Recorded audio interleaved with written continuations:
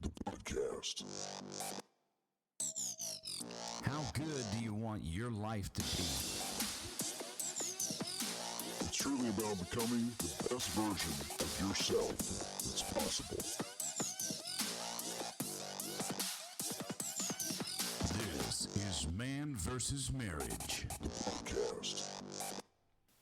Welcome back to another episode of Man vs. Marriage. It is I, your humble servant, the Q Dog, rolling a solo podcast in the Moran family studio this time with a guest, as you saw as you opened up this particular episode. And with me is Mr. Jonathan Welton, my former Bible teacher in the Welton Academy. He's an author.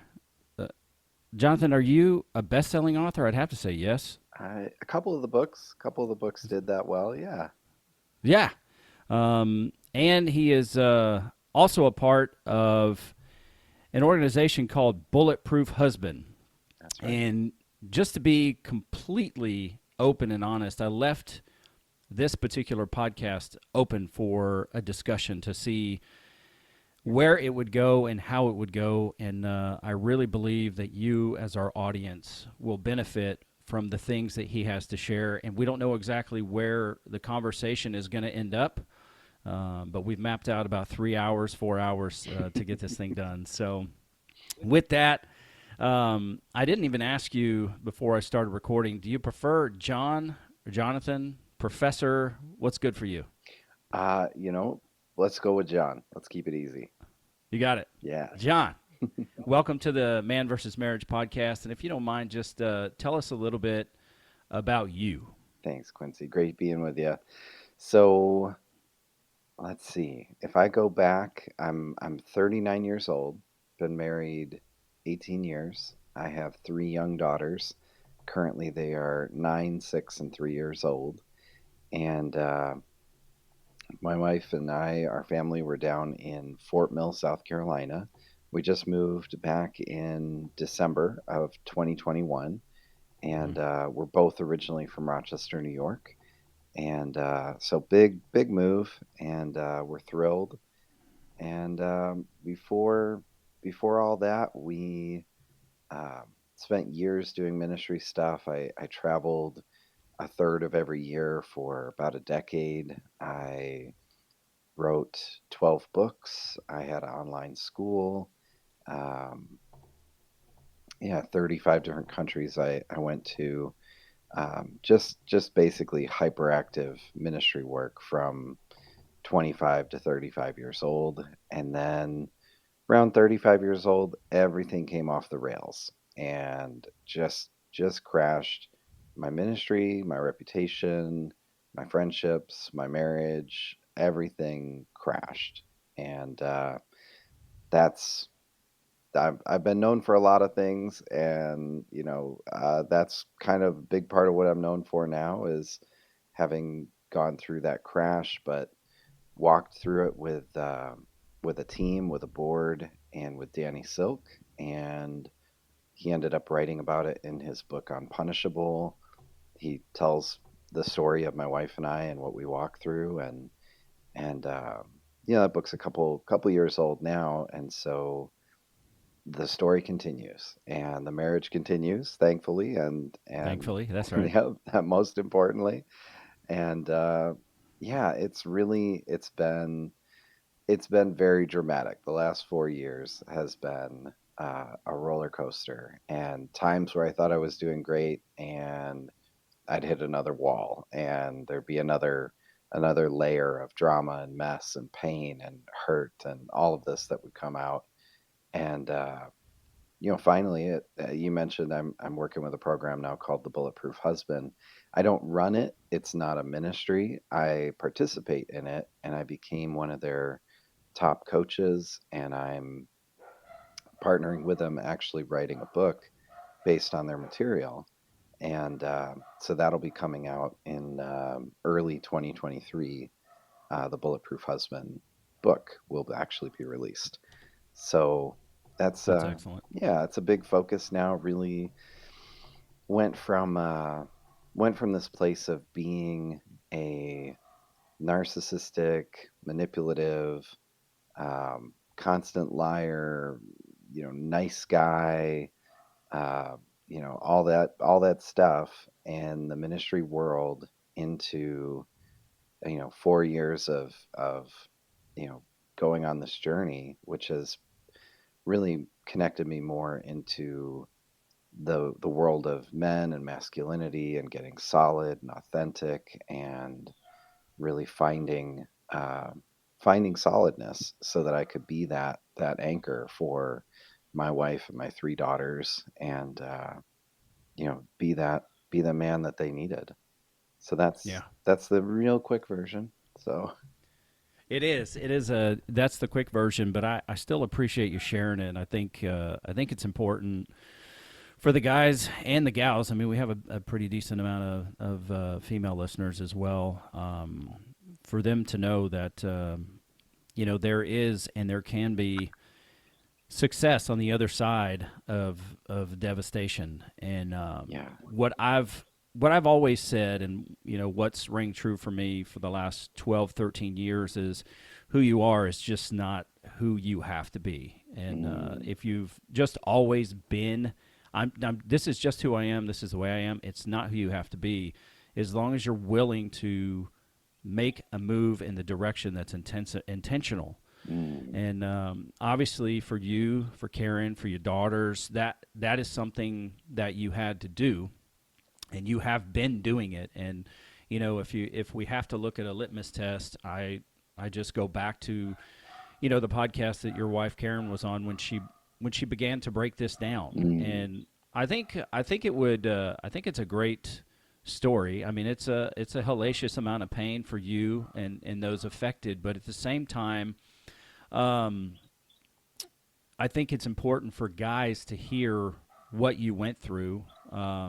And so yeah. your podcast, like if they go listen to your podcast, it's the Jon P. Welton podcast. Isn't that correct? Well, the P it's actually just the P from the word podcast. So it's just Ah, it's Jon shoot. Welton podcast. And Okay, my it's the wife asked Jon me, Welton. is this that graphic artist? Is that gonna be a problem? I'm like, I don't know. It's just supposed to look like the John Wick poster. So Oh, I got you. Well, there's a lot of guys out there looking for the Jon P. Welton podcast. hilarious.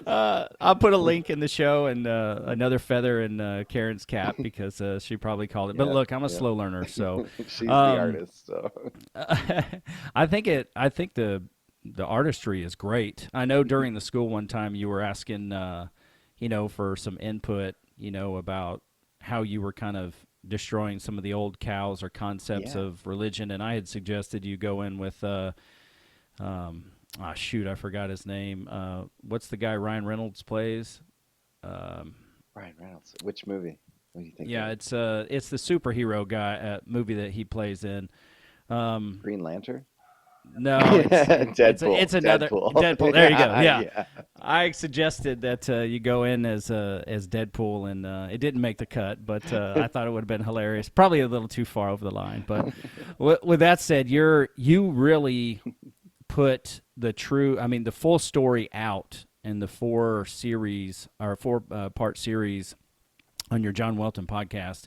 So I'll put a link in the show notes for that so y'all can go and listen to it. And I think it'll have a lot of value because the fact is that with where you found yourself, you could have just called it quits. There's a lot of things you could have done, but what you decided to do was find a place to rise from the ashes, not remain who you were, and move forward. And you have a wife and 3 daughters, as well as yourself, who are able to benefit from that. So, Yeah.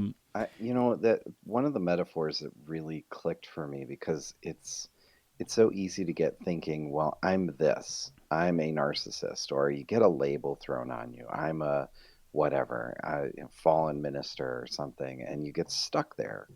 And then you're trying to literally fight an identity that you believe about yourself. Well, yeah, I'm a fallen minister, but I'm also something else, and I'm saved by grace, or and you're fighting an uphill or upstream battle. Um, the picture that we use that really helped me is let's say that I was running a marathon and I am fit and I'm a marathon runner and I'm in shape for that. And all of a sudden somebody comes out of the bushes and shoots me in the chest 9 times. Well, I'm going to be laying in a hospital bed if I survive, and I'm recovering. Yeah. Yeah. It doesn't, you can't say, well, you're not a marathon runner. You can say you're a marathon runner who's now been wounded and injured, and you have to get healed of those wounds. And so everything that was true of my identity was still true of my identity, Mm-hmm. but I had these big bullet holes in me, and those had to get dealt with. And the fact that, inside the systems and church and Christians and different people I interacted with who, once you kind of get like, oh, now you have like ministry leprosy, and Mm-hmm. there's that projection that's like, oh, got to stay away. He's this, he's that, and all the labels that get thrown around. Especially, people put a lot of trust in psychology now, and so any label like that that gets thrown on you, instead of, you are not the bullet holes. The bullet holes are causing you to bleed and be a mess, and your actions and your behavior and your life to be a mess, but you are not your bullet holes. Yeah. You're the marathon runner. And Yeah. that differentiation, they do that so well in the Bulletproof Husband, and that metaphor of bullets being the emotional damage and trauma that we all get from life, and yet most of us don't proactively know what to do with those bullets and how to handle them and deal with them. So, you know, Yeah. yeah. I think something that's very interesting about that particular metaphor is not only can the bullets wound you coming from other people, but we can also, you know, shoot ourselves, so to speak, and Yeah. cause, wounds that are self inflicted. And I can't imagine. I mean, I know when Jeannie and I were going through our toughest times, I it wasn't on display for everyone to see and talk about Mm, and to discuss. And so that, I mean, that had to add another layer of just difficulty for yourself and your family and for those affected. But I mean, for me, with a guy out there, I mean, chances are that he's not visible like you were. But where and how did you find it within yourself to get up off the ground and move forward? mm, I know that's a deep question, and I ask it because the amount of emails I've gotten in the past for guys that are separated, yeah. from their wife, and maybe it's their fault, it's collective, them together, or maybe it's hers. But how do you find it within yourself to get off the mat and get moving? Oh, great question. And there's really, to back up, there's two thoughts there. So the first about self-inflicted wounds and bullets.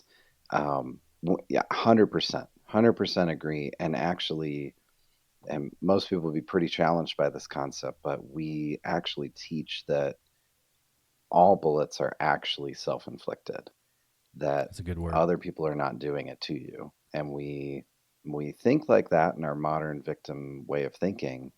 Mm-hmm. But let's say, you're 8 years old, you're in a classroom, you get up to try to spell a word on the whiteboard, and you get it wrong, and the kids laugh at you.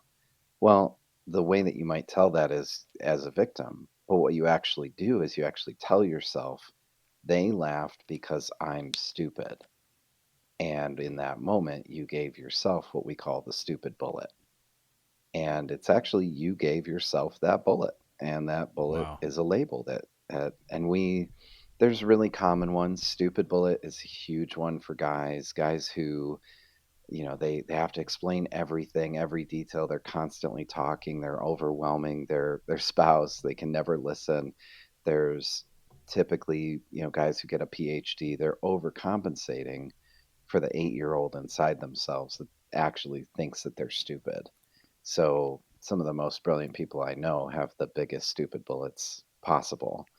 And, Yeah. it's the same with some of the other ones. The guy who's massive, successful CEO probably has an 8-year-old inside that thinks he's a loser.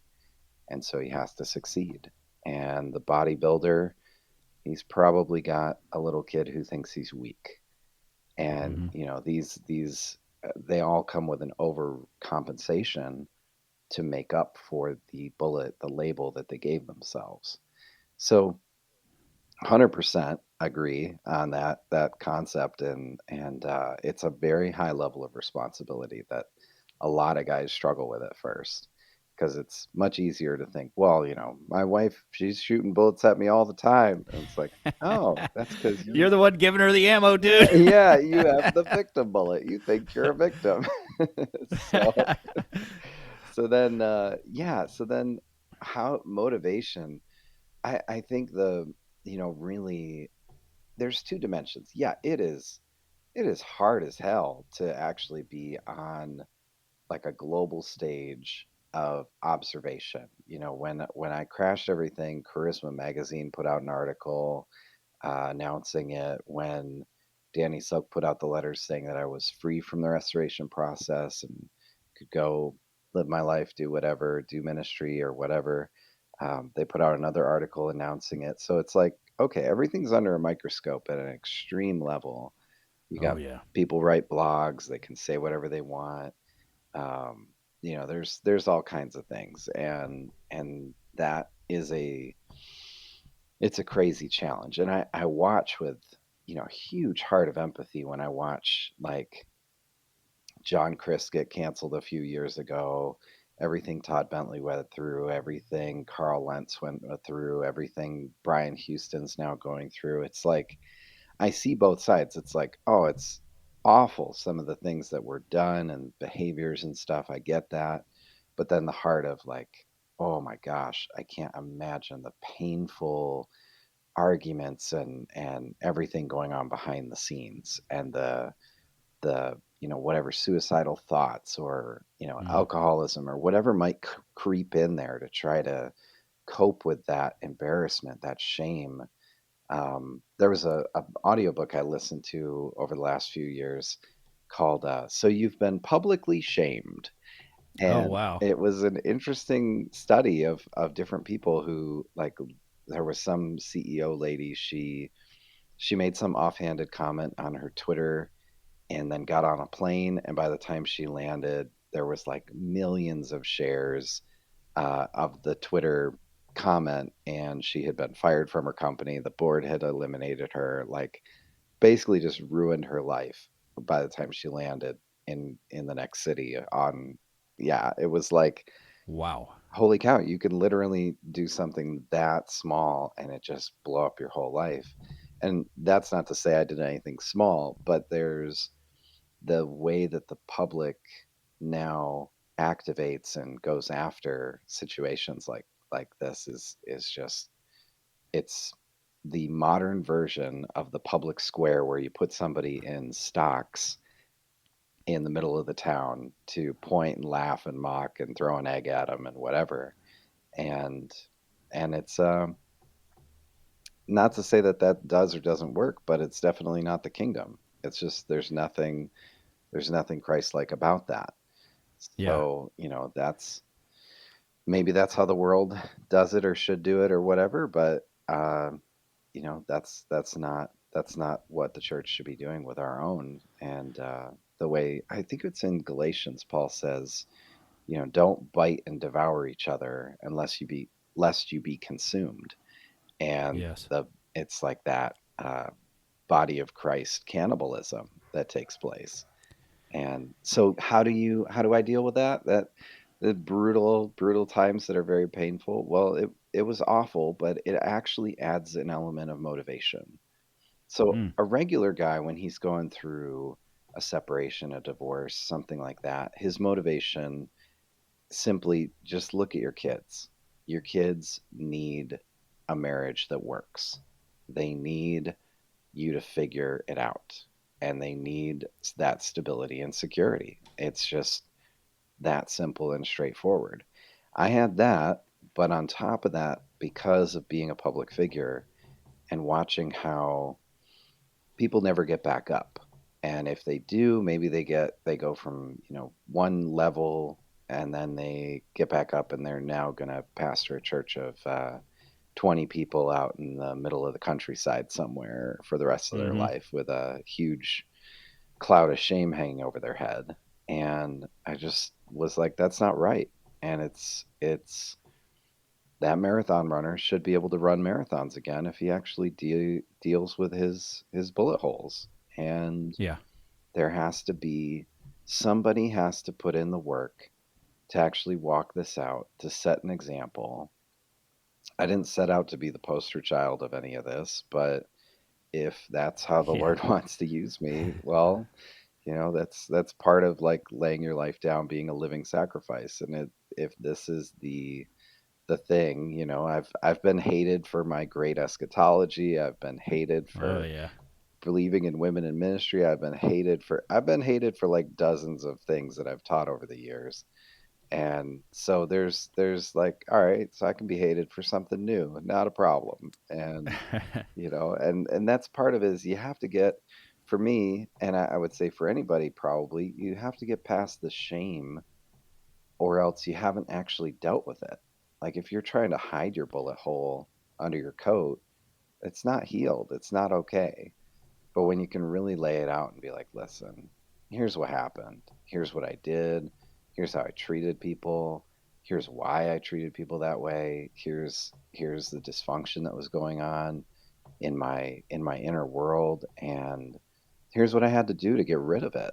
And that's probably the part I've covered the least in all my podcasts is, what was the process of dealing with it. I mostly just direct people to the Bulletproof Husband because they have a system that is brilliant, and I've tried countless things over. I mean, I went hardcore on so many different modalities and wasn't finding what I needed until finding their system and really digging in deep into their approach, and started to find really immediate breakthrough. I think during my second separation from my wife, which was started in April of 2020, at that time she had thrown in the towel. She was like, he's tried Mm. everything. He works really hard, but he cannot change. He cannot seem to figure this out, and so I can't deal with this anymore. So she had given up hope. I mean, I she'd watched me work hard without fruit for a couple years at that point. And after about 2-3 weeks of just getting started in the program, she was already telling Danny Silk, like, there's some significant change here. I don't believe it yet, but this Wow. is what I've been waiting for. And yeah, it really, um, when I think about the program, and it's not a Christian program. It's not a ministry. It's a secular thing that I totally found. You could say it was a miracle. You could say it was Yeah. supernatural, or you could say it was a Facebook algorithm. But Mhm. when you're going through stuff like I was going through, you just start getting your news feed loaded up. Any guy who's been through, big arguments with his wife or a separation or something, you start seeing, Wake Up Warrior and Man on Fire and, you know, five ways to heal your marriage from Rabbi something or other. And there's like, Yeah. it just loads up your news feed. And I signed up for everything free. I was like, I'll check them all out, and we'll see what looks like it's going to work. And so I was getting all these emails, and there's one program that's like, you need to put up all your defenses and be ready because she's going to come after your money if you get separated. She's going to do this. It was all defensive stuff, and I was like, Gotcha. delete. That's not what I'm looking for. And there's Yeah. there's others that are more generalized, and they're like, here's a phone app and it's $600, and you get it for 30 days, and you're going to work on your business and your marriage and your family and your kids and your health and I was like, I'm not looking for all that. I'm looking for how do I stop being an asshole husband? Yeah. Like, where's that program? Yeah. So finally I was like, here's the guy. Like, I found this program. What they were doing is they were sending out a free 2 to 3 minute video every day. And so I'm getting a video from the guy who created it. And he's a young guy named Andre Gabori. He's from Hungary. And man, he made so much sense and just would say things super clear, super direct, and just hammer his points. And I'm like, oh, this is amazing. So I was actually watching the free videos for like 2 months, and then I got what they call the slap. And the slap is, I don't love you anymore, or I want a separation, or here's the divorce papers, or I'm having an affair, or this child is not yours. Like, I mean, slaps come in a lot of shapes and Yeah. sizes, but mine was the slap was, I want to separate and I don't think you can change. And so Wow. when I got that slap, I'd already been watching his videos for a couple months, and I was like, I need to sign up for this immediately. And I signed up right away and got to work, and I really didn't know what I was signing up for, but it's about 15 hours a week investment of time if you're really implementing and using the tools, which Mm. compared to most guys who are going to go maybe every other week for marriage counseling, sit in an office for an hour and talk to a therapist or something, that's there's worlds apart versus, you're going to get deep dive, tools and activity for 15 hours a week. So it Yeah. was a huge surprise what I actually signed up for. So Yeah. It sounds like it. And there is so much. I can't wait to listen to this podcast. There's so much to unpack there, and just to talk through a few things that you discussed. And I have a question for you, and I don't know. You're a theologian, so you should be able to explain it. It'll have nothing to do do with you want being a the answer in theologian. English or Greek or Latin? No, I'm kidding. um, what I would say, and Jeannie and I have made this pretty clear about our podcast, and it's not a Christian podcast, but we're Christians who do a podcast. And Gotcha. I usually, if you're doing a marriage podcast, guys will say, "I'm not into church, man. I'm just not into church." I said, "Well, few things. It's not church. It's our journey, and we're Christians who do a podcast. And if there's an E for explicit, it's because my wife, she's got a potty mouth. So don't worry, we're not going to her. force church on Yep. you. Yeah. And I appreciate that about her, even Uh-huh. though I'm from the Church of God in Alabama, and I don't know if you know this, but her and I almost didn't get married because of the whole pants and dress thing, Oh, the way I wow. was raised. So, I mean, it was a moment. It was a moment in time that I literally just considered walking away from her because, Mm. if I had daughters, they were going to wear dresses. Lo and behold, I got 7 daughters. So God has a great sense of humor, if I could say so. But I something that struck me, and that I'm just wondering what your thoughts are. Shame is such a heavy. It's like napalm, or Mm. it's like a wet blanket. It's so heavy and hard to manage. Why do you think shame is so difficult to work through? Why is it such a heavy factor in us as humans, if that question even makes sense? Yeah, it does. Now, how did you connect that to the thought about the background of church and Church of God? Like, just bridge those two thoughts together. Those are separate thoughts. That goes back to what you were talking. Well, let me say this. I think that shame is, just talking about the Church of God, I think it's a pretty heavy tool to be Mm. used, because, and I didn't really think about going this way, but I'll just put it out there because we're talking about it.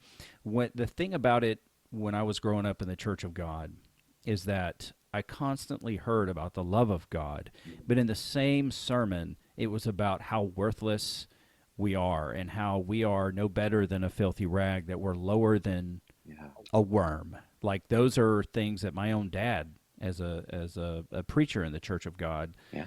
talked about. So it really created the dichotomy, if I'm using the word right, of like, okay, God is good and loves me, but I'm a piece of crap. Mm. And it Yeah. wasn't until I got a hold of, Graham Cook's message about the love of God Mm. that like set me free. And it was pretty incredible.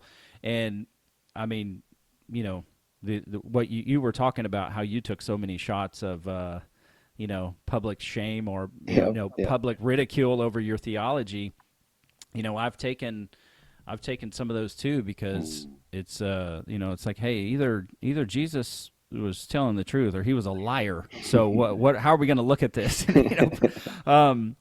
But really it wasn't, even though shame has played a pretty deep role in my life. I think most of it probably comes from what I've heard in church in the not good enough syndrome. I think another part of that has to do with my parents. When they divorced, I always felt like if I was with one and not the other, I was letting one of them down, and I felt horrible about it. Mm. So, there was a lot going on the shame side, and that probably leads me to the question of, with what you were going through in the public ridicule you were going through, and if you were, Yeah. or the weight of shame that was on your life, how in the world, did you move past that? I think you answered that well, but why Yeah. is it why is shame so heavy?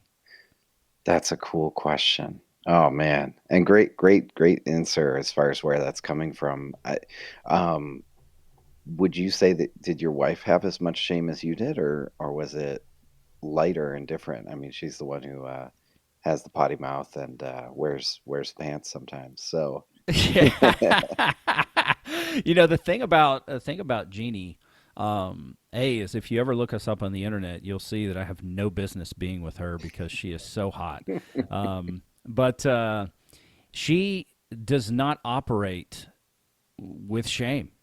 And I admire that. There's probably like a version of I don't operate in shame that can hurt people really bad. But she doesn't.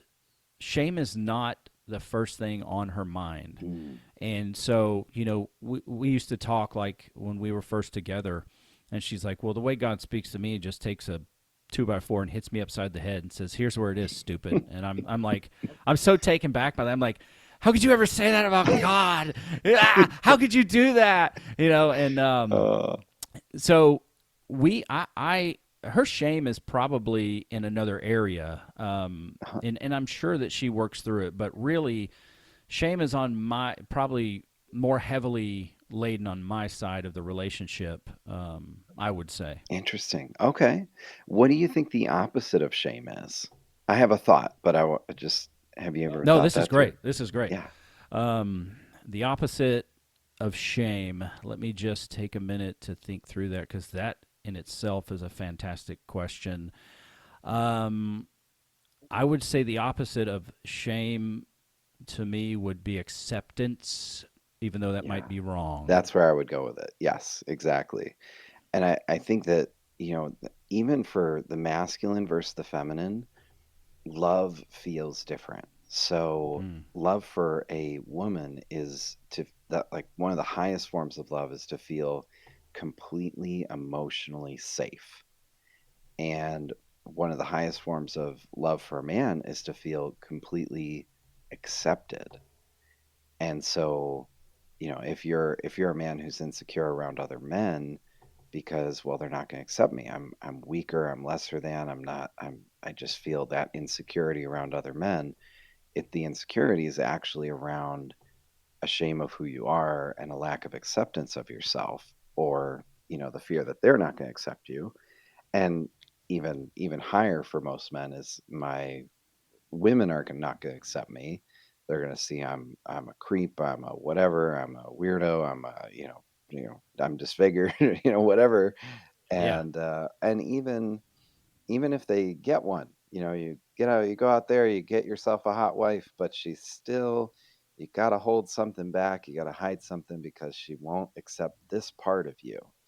The Mm-hmm. amount of guys I've talked to who, once they started doing the emotional work and digging into what's going on in their emotional world, and then they tell me, I've been married 10 years, but I never told my wife that when I was 8 years old, I was molested by an older boy on my street, or some sort of sexual abuse story like that.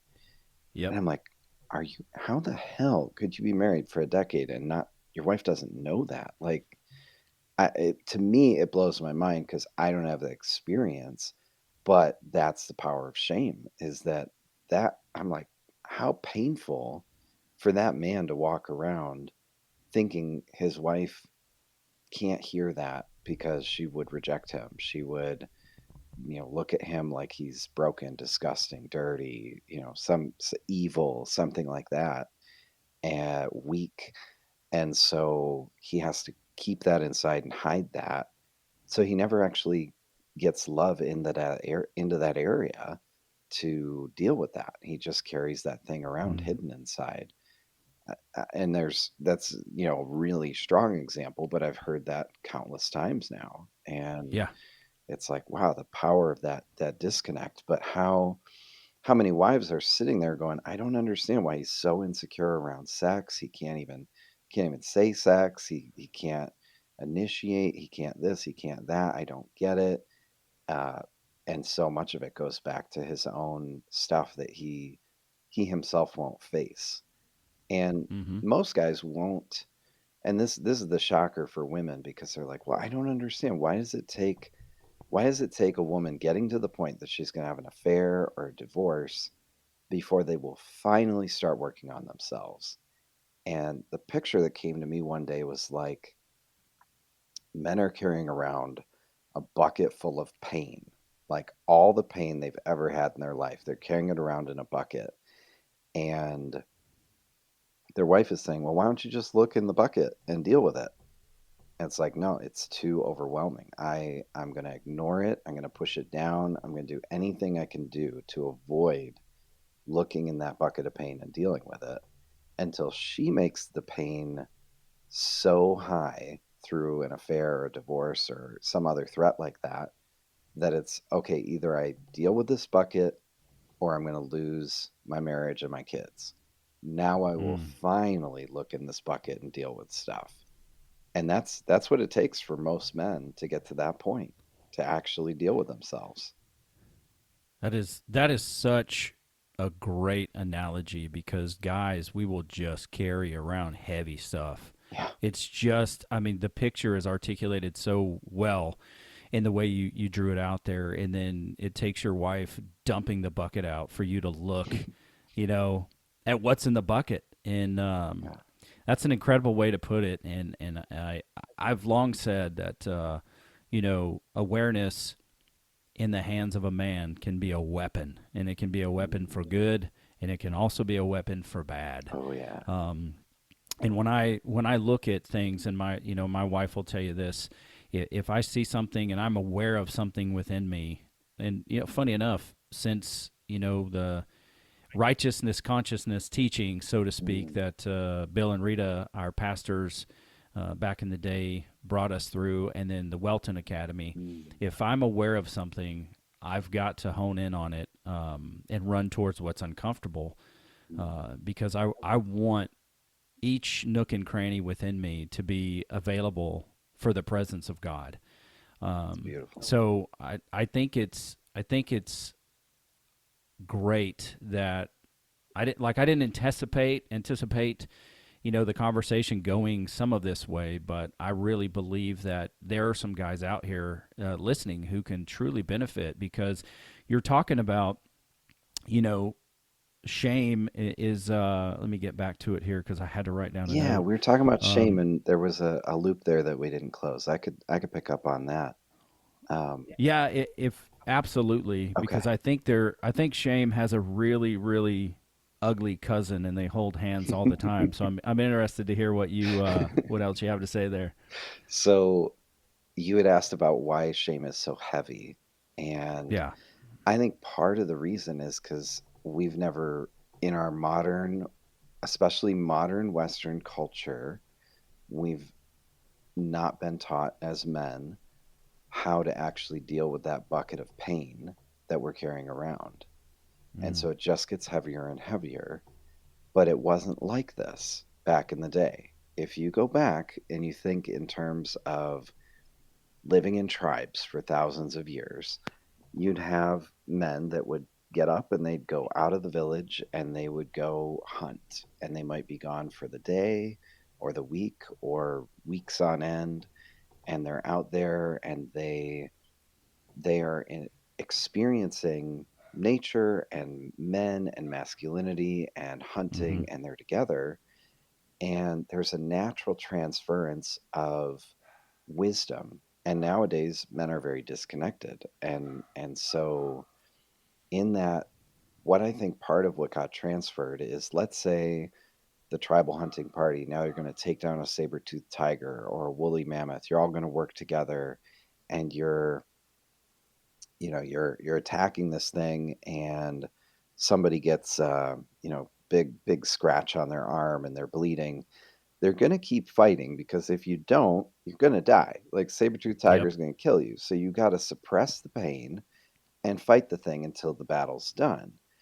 But that's one of the great things about a man, is we actually are wired in a good way for suppress the pain until the job is done. But then we haven't learned how to deal with it, which at the end of the day, as you're cooking saber-tooth tiger over a campfire, you're going to dance around the campfire, you're going to hoot, you're going to holler, you're going to scream, you're going to shake it off, you're going to do all that and dance it out and get it out of your system. Mm. There's a well-known book now, Dr. Peter Levine, called Waking the Tiger, and he talks about, after a gazelle gets chased by a tiger, if it escapes, it does this whole routine where it basically shakes off all the adrenaline and cortisol and nervous system anxiety that's in it, and then it can be healthy and go on its way. And that, Mm. as humans, we haven't been doing this, and instead we go through stressful situations like COVID or work, or you get fired or whatever, and instead we go, oh, I'm depressed, I'm going to eat a bunch of sugary stuff, I'm going to drink a bunch of alcohol, I'm going to get some depression pills, I'm going to whatever, and zone out on social media. And we don't actually do the basic thing of physically being in touch with our bodies, which is a huge part of actually dealing with your emotions. There was a Right. so this especially for men, because it's different. The feminine very often can speak and communicate their feelings, and then when they feel heard, understood, appreciated, and valued, the feelings are now taken care of and they're gone. And it can be that simple. Now it can be a process, for sure, and I'm not saying it's not painful and messy, and yes, but on the masculine side, there's a lot of guys who need to go on Facebook Marketplace, buy a punching bag, go in a Yes. garage when nobody's home, blast As I Lay Dying, and say everything they need to say, and scream and cry and let out all kinds of pain until the bucket's empty, until they get all the way down there to feeling, that I'm that 8-year-old in front of the classroom that they're all laughing at, and let that pain out. And if you don't let that pain out, you end up with all the stuff, the drugs, the alcohol, the social media, the porn, the seeking attention, acceptance from everywhere, approval from everywhere. And when you actually get down to the bottom of that and you go, you know what, I'm actually, I'm acceptable. I am who I am. I can love myself. I don't have anything to run from or hide here.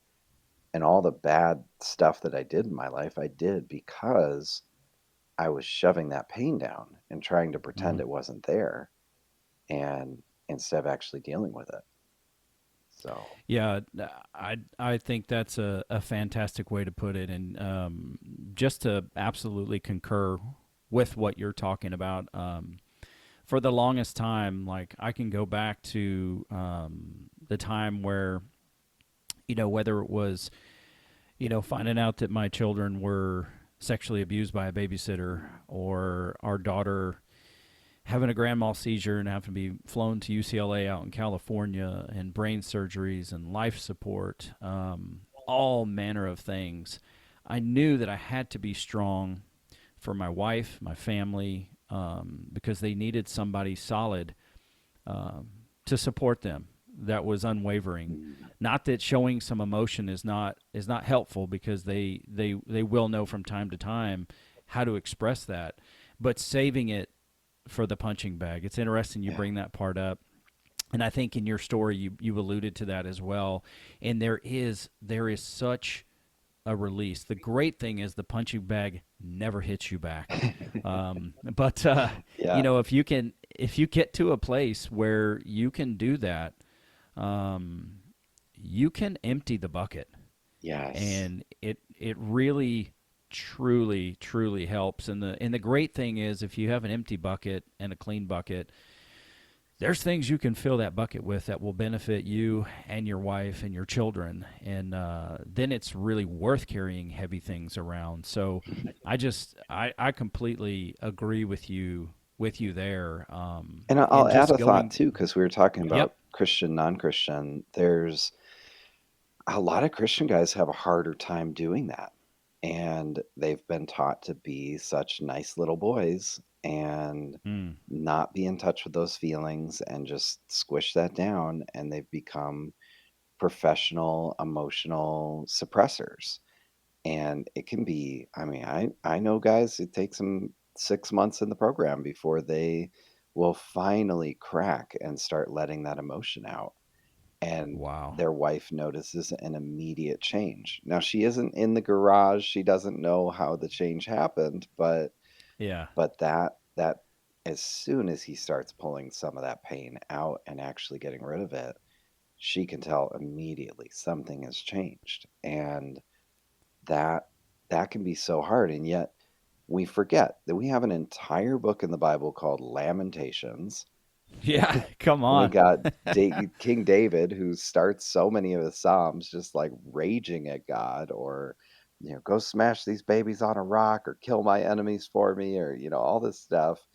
And then Yep. by the end of it, he's like, oh, I feel so much better. I'm glad I got that out. God, you're awesome. And, it's in there, but we don't pay attention to it because culturally we're blind to it. And, Yeah. and we have like we have these verses that say be angry but do not sin. So there's a way to responsibly deal with your anger, and Hmm. guys are missing that in our culture, because you go from tribes to then we're in the industrial revolution, we're all at the steel mill together 12 hours a day with other men, and then somewhere after World War II we all just kind of end up in this mixed world where guys are not connected to guys, and Yeah. we're not connected to how to handle our emotional life, and we don't know what to do with it. I agree, and I would say, and correct me if I'm wrong. I mean, there are just things that make men human again, and Mm, one of those is dealing with their anger in a physical way at the gym or on the punching bag. yeah. And another way, is connecting intimately through sex with their wife. Mm, Those are things that just will bring men fulfillment, but also make them human again. It mm, maybe it's only me, but there are times where it's like, you know, you're edgy or whatever it is, or yeah. it's been a while. I've been traveling for work, and I, get home, and my wife and I will, we'll make love, and it's like, okay, I'm a human again. I'm a human This again. is great. Let's make humans great again. Yeah. I love it. I love it. To kind of close the loop on that shame, I think, just listening to what you're saying, there's just all kinds of things growing in my mind, enlightenment, when it comes to it. But as far as shame, I think its ugly cousin is just is rejection, and I think it's a pretty sick cycle. And those are two things that I've had to really, really work through. Is with the whole I hate to point fingers at the church. It's just where I remember the most impressionable times of figuring that, I'm feeling worthless. Nowhere else did I really feel that way except for church. It was still a great and kind group of people. But man, it's like, how can you love God so much when you are just a piece of crap? And, so when I look at it, I think part of what makes shame so heavy is when you add rejection on it. I mean, shame is heavy enough by itself, but I'm just really speaking, from personal experience there. So it's awakened me in that sense. So I appreciate you sharing your thoughts on that. I know the question was kind of out of left field, but just listening to you, Yeah. and looking at the emails that we've had, it's like, public figures, it's got to be terrible. But I would say even if you're not a public figure, but all the people know what you've done, that it's no less painful and impacting. I mean, I'm sure there were thousands of people you don't know saying all kinds of ripe things about you and who you are and what you did, and that is terrible. Yeah. It probably hurts a lot too, maybe to a deeper degree when the people you know and love the most are saying those things about you, and the shame of that had to be so heavy, and for you to stand up and to move forward, for the reasons you've discussed, I commend you for that.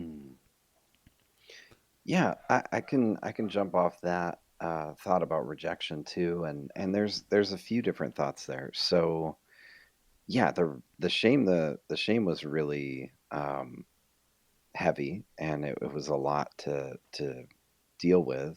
But then when I finally got those tools in front of me and actually started digging the pain out of the bucket and dealing with it, it got down to the point of, knowing that when somebody now is trying to shame, it's just them, because I don't have shame about it. And so having an empty bucket, it's like, this is not my issue. This is your issue. Like, I accept me, even looking back, like the brutally painful things in my childhood, the horrible choices that I made as an adult. I can look back at all of it and go, you know what? All of that concluded to the man that I am today, and I love the man that I am today. And Mm. there's nothing I would change that has made me into the man I am. The thing I would change is, and I think this is the hardest part in all of it, is looking back, and I know that I have my wife, I have my kids, I have Danny Silk, I have others who walked the journey and saw the change happen. But then there's others who got frozen along the way, and in their pain and in what they experienced of me and the awful ways that I acted, they got stuck where they got stuck.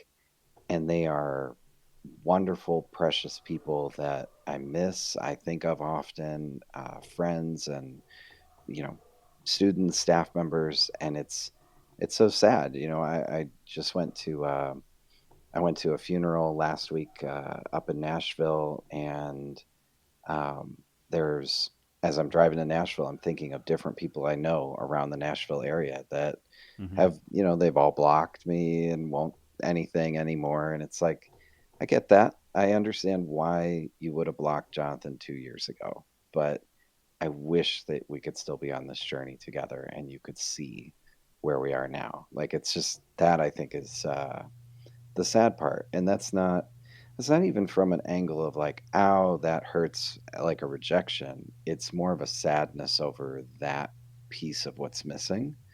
Yeah. And time, I don't know, maybe a decade from now, hearts will shift and change. And, some people need a decade before they can trust again or something. But um, that's one piece of the puzzle for me. And then from the angle of rejection itself, and this part of this is that actually how we take rejection of, like, what does it mean? What does it really mean? Because if you go to your wife and say, "Hey babe, I've been traveling for a week and now I'm home, let's have sex," and she says, "I'm not in the mood." You could take that personally, and it Right. strikes your ego and it hurts, and you've just been rejected. Or it could be taken as another context. You could take it as, I didn't realize maybe her period's about to start in 2 days, or she had some bad cheese, or she was up all night with the kids while I was out of town. Like, there's a Yeah. billion different reasons for why she doesn't want to. But rejection is really taking it and personalizing it. And when you get out of that context and you actually deal with the the deep personal hurts, rejection just doesn't hit you as often because that Mm. context has shifted. So you can even take another approach, and this is what the most successful salesmen in the world take, is that a rejection is just another drop in the bucket toward a yes. Mm-hmm. So I need to get, rejected 9 times in a row before she says, "Yeah, babe, let's go for it." And so, you can either collapse in rejection in that moment and get all, well, hey, you don't understand. I've been gone for a week and I'm a good Yeah. boy and whatever. Or, Yeah. and a lot of guys do that. Or you can go down the like, okay, that has nothing to do with me. That's her thing. And I'm going to come back, tomorrow. I'm going to approach this another way. I'm going to up my game, my confidence level, my humor, my bravado, my connection. Maybe she just needs to cuddle for an hour first. Maybe there's something else going on here. And Yep. when you take that approach and you start adding those things, it's just really the bottom line. A lot of rejection is a context that we take on. And the more bullets we have and the more shame we have and the more of those, uh, this is one of the, I guess here's a metaphor that I haven't included yet in our conversation, is that, so you come in as a man, you got your bucket of pain and you're loaded with all these bullet holes. One of the awesome reasons to get married is women are amazing at sticking their finger in your bullet hole. If you meet a Mm. guy who's 45 years old and he's never been married, there's usually lots of things going on for that guy. And, emotionally, that have never been addressed, never been taken care of. He might still be living in his parents' basement playing his Mm. PlayStation, that kind of thing. And Yep. yet, if you find that same guy, he's been married, he has kids, he's got a career, he's got a lot of that going on. He's been carved into a different kind of man. And Mm-hmm. part of that is getting yourself a good woman who will literally stick her finger in your bullet hole and say, "That doesn't look okay. You need to probably deal with that." And you go, Yeah. "Oh, that hurts like hell. Why are you doing that? Why would you Yeah. poke me, you big meanie?" And you can either keep saying that for, 50 years of marriage, or you can go, "You're right. I got to go deal with that." Yep. And when you actually That is, go deal with it, you actually become a better man, and your wife is actually doing you a favor. And most guys take that as rejection or her being a bully. yeah. And that's a great way to put it, because that's something that I think a good spouse in general, because when it comes to just my wife, she's terrible at self care, but she's great at taking care of everybody else in the family. Mm. And every once in a while, it's like, if she's got bullet holes, I guess I'm sticking my finger in it and saying, "Hey, honey, you need to do this for yourself. You need to invest in you. You need to get a little more sleep, or go take a bath, or something that's going to revitalize you, because you always put you last. And so I think, to your credit, I think that is certainly something that that marriage and relationship and intimacy provides as a value, is somebody who cares enough to poke you in the bullet hole. Yeah, and most people think that's the downside that nobody told them about marriage. Like, oh, I didn't know we'd be doing this all the time. Yeah. Well, I mean, hopefully the more you do that, the less it happens. That's But, right.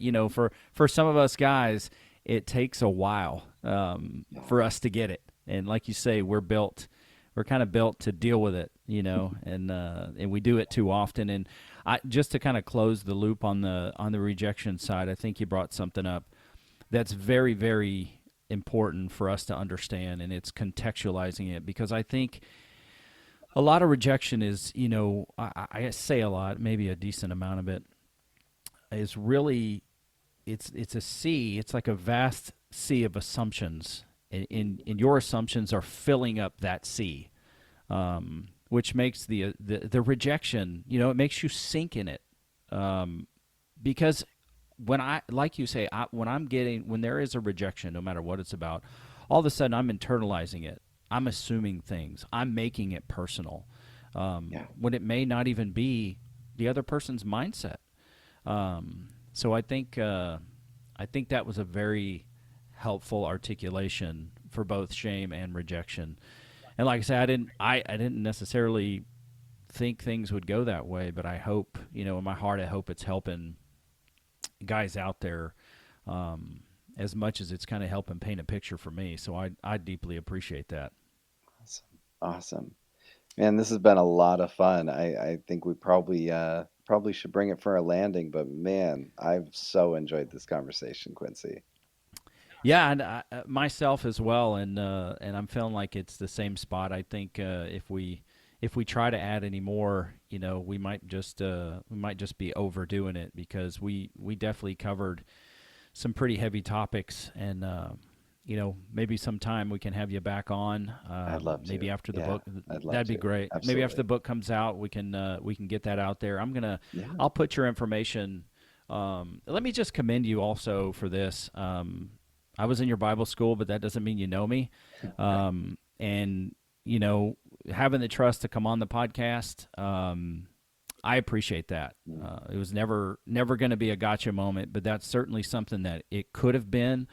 So I appreciate you having the courage to come on and to discuss these things so openly with me. And if you would just give Karen my best, and let her know that I appreciate her being so vulnerable to discuss what she went through, her honesty, even the things she talks about when it comes to, her mother's pregnancy with her, etc. Those things are so deep and so meaningful, and have done so much good. I really, really appreciate her on that side as well. So please give my best to your family. And I know I already screwed up the stinking podcast name, but if people want to find more about you, please educate them and point them in the right direction. Very simply, you can find everything at jonwelton.com, and that's JONWELTON.com. Awesome. Well, I certainly appreciate you coming on, man. I really appreciate that. You made the time for us, and I wish you well. Have a great evening. And he's Jonathan Welton. I'm Quincy Moran, and this is Man vs. Marriage. The podcast. How good do you want your life to be? You gotta live on purpose, for a purpose. It's truly about becoming the best version of yourself that's possible. This is Man vs. Marriage, the podcast.